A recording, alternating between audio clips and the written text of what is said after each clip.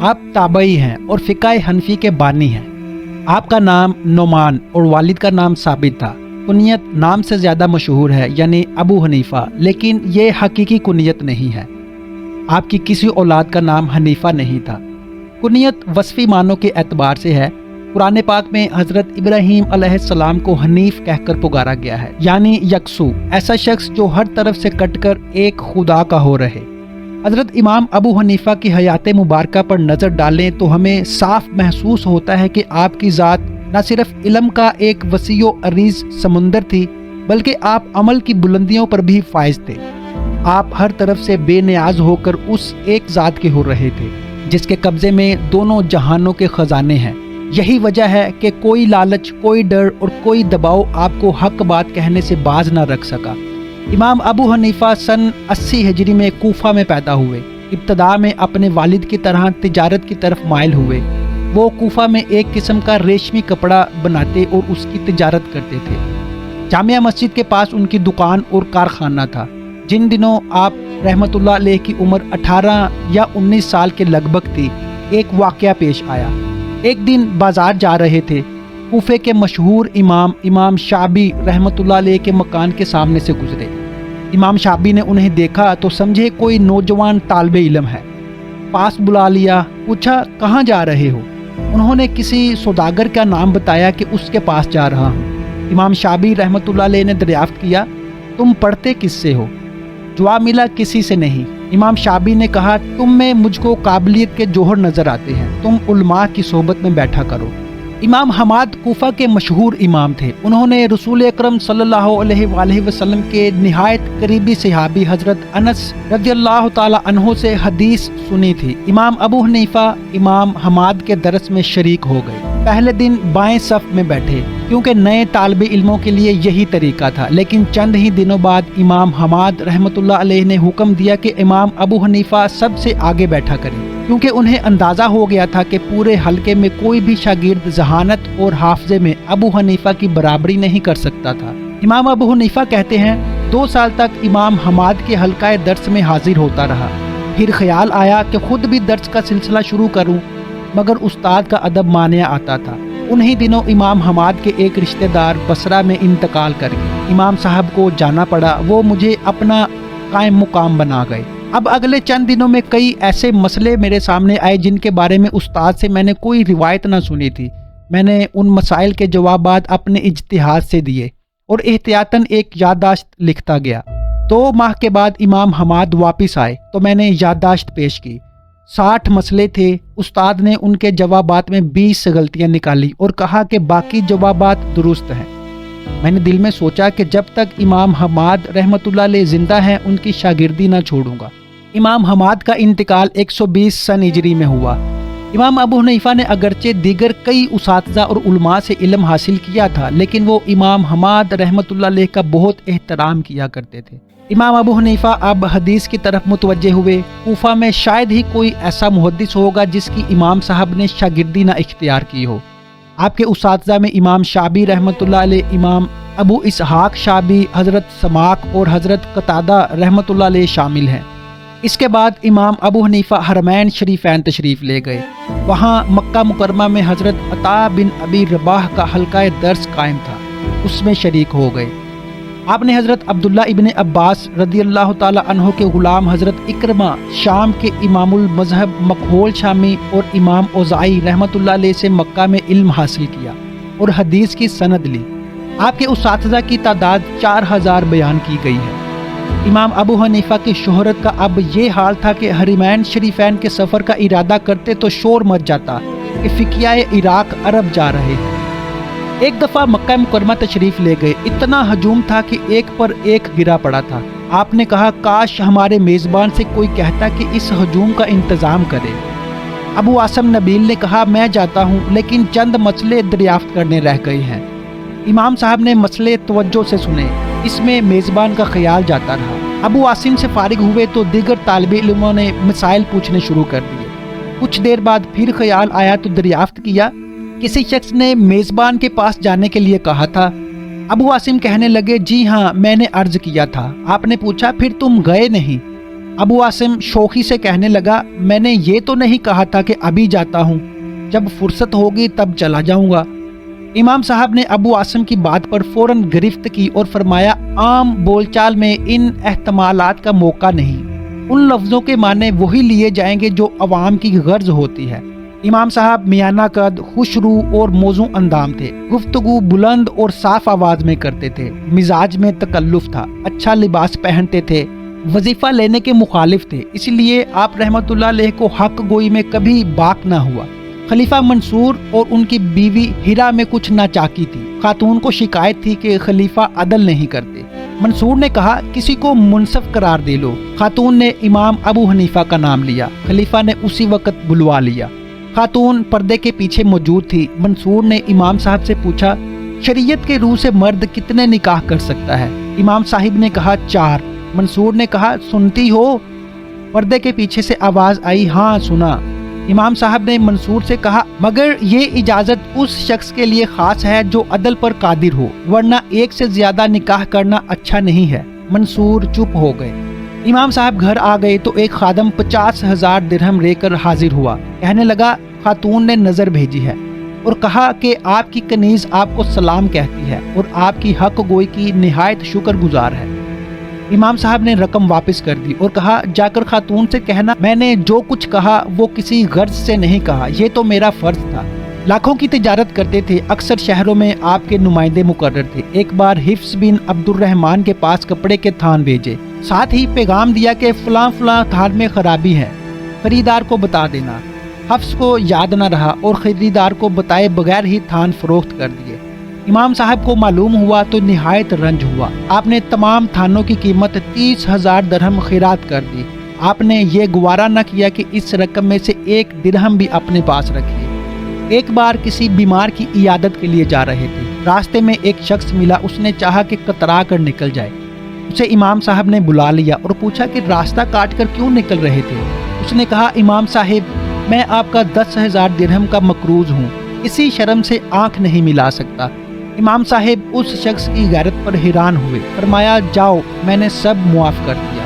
قاضی ابو یوسف رحمۃ اللہ علیہ فرماتے ہیں امام ابو حنیفہ لوگوں کو 50 اشرفیاں یا اس سے بھی زائد رقم دے دیتے، لیکن جب کبھی کوئی شخص لوگوں کے سامنے شکریہ ادا کرتا تو آپ کو اس سے تکلیف ہوتی۔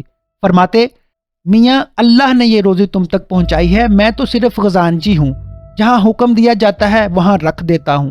ایک بار کسی حاجی نے آپ رحمت اللہ علیہ کی خدمت میں جوتوں کے 1000 جوڑے تحفہ کے طور پر پیش کیے۔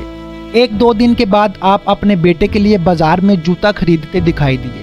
آپ کے شاگرد حضرت یوسف بن خالد نے دریافت کیا کہ ابھی تو آپ کے پاس 1000 جوڑے جوتے آئے تھے۔ آپ نے فرمایا میرا قاعدہ یہی ہے کہ تحائف اپنے شاگردوں میں تقسیم کر دیتا ہوں۔ موصول ہونے والے تحائف تو آپ دوسروں میں تقسیم کر دیا کرتے تھے اور خود آپ کا یہ حال تھا کہ دوسروں کو زیادہ سے زیادہ تحفے دیا کرتے تھے۔ حضرت سفیان بن عیینہ فرماتے ہیں کہ میرے پاس امام ابو حنیفہ کی طرف سے تحفوں کی اس قدر بھرمار ہوئی کہ میں گھبرا اٹھا۔ ایک شخص نے امام ابو حنیفہ کو 3 درہم کی چیز تحفے کے طور پر پیش کی۔ آپ نے اس کو 50 درہم مالیت کا ریشمی کپڑا جس میں اون شامل ہوتا ہے اس کا ایک ٹکڑا جوابی تحفہ کے طور پر بھیجا۔ آپ رحمت اللہ علیہ اپنے طلباء کے لیے جمعہ کے روز طرح طرح کے کھانے پکواتے، لیکن کھانے میں خود شریک نہ ہوتے۔ پوچھنے پر فرماتے اس طرح تم لوگوں کی بے تکلفی جاتی رہے گی۔ اس سے امام صاحب کے حکم اور حکمت کا اندازہ ہوتا ہے۔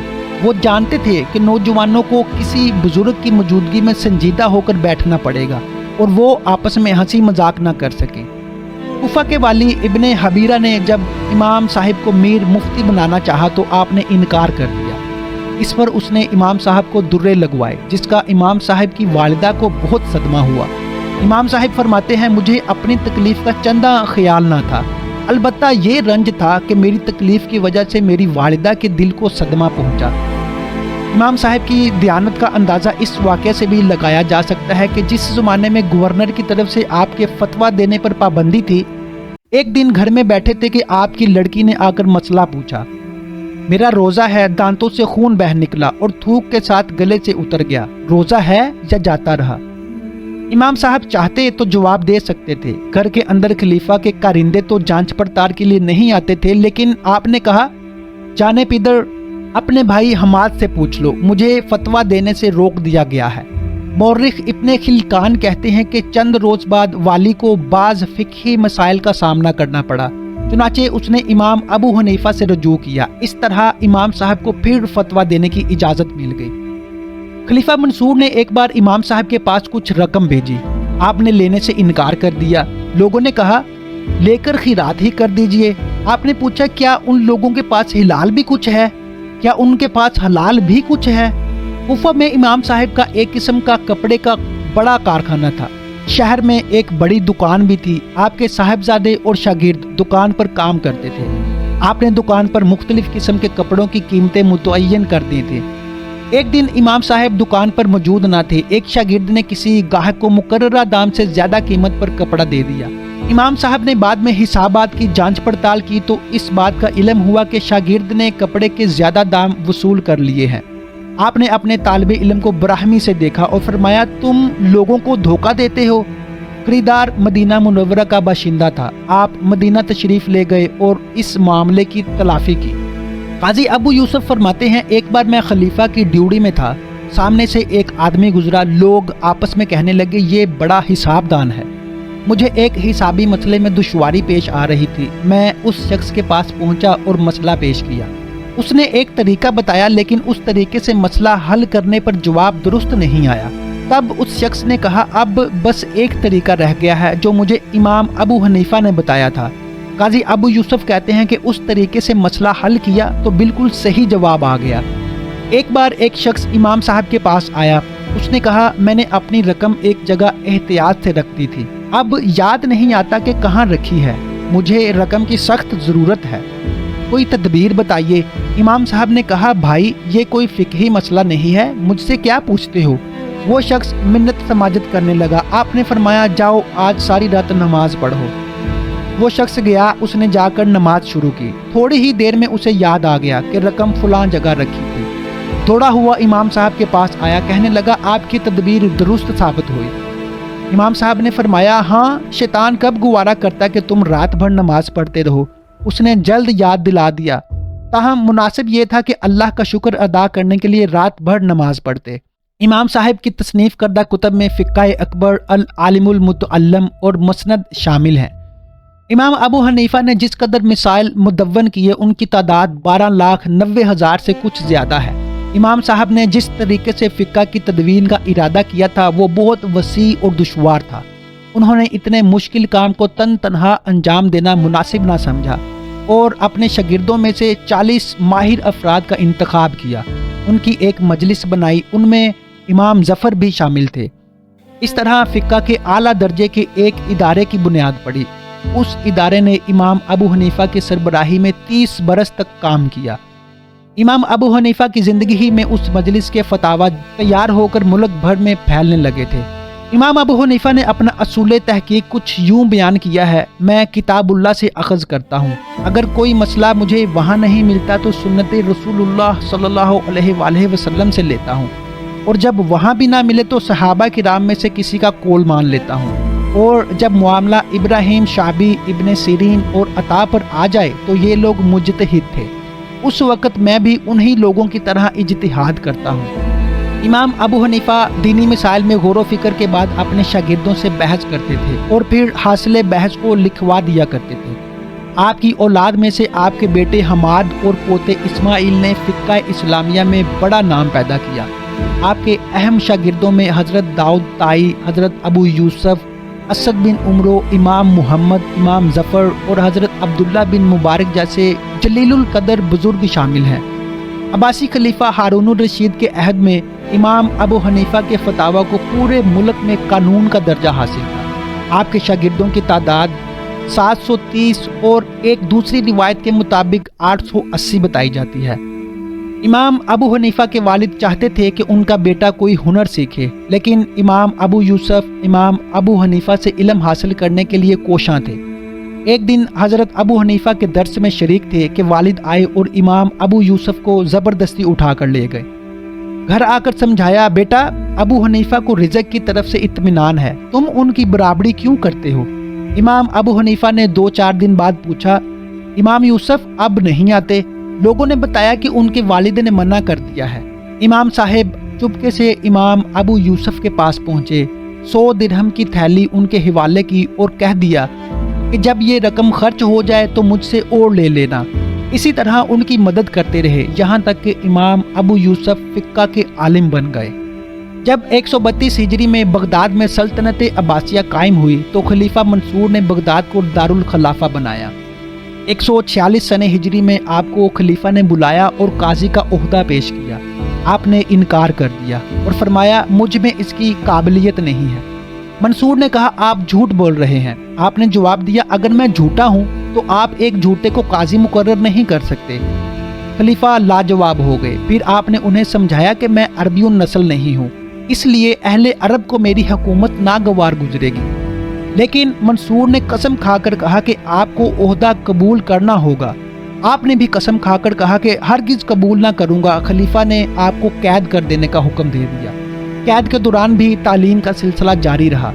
امام محمد نے جیل ہی میں آپ سے تعلیم پائی۔ بالآخر لوگوں کے بے حد زور دینے پر محض خلیفہ کی قسم پوری کرنے کے لیے آپ نے فرمایا کہ دجلہ کے پار ایک چھوٹی سی آبادی رصافہ کے قاضی کا عہدہ قبول کرتا ہوں۔ خلیفہ اس پر راضی ہو گئے۔ رصافہ میں آپ نے 5 دن گزارے، پھر آپ بیمار پڑ گئے اور 6 دن تک بیمار رہے اور اسی بیماری کے عالم میں اپنے رب سے جا ملے۔ سن 150 ہجری میں علم کا یہ چمکتا ہوا آفتاب غروب ہو گیا۔ امام صاحب کی وفات کی خبر کیا پھیلی کہ سارا بغداد امڑ آیا۔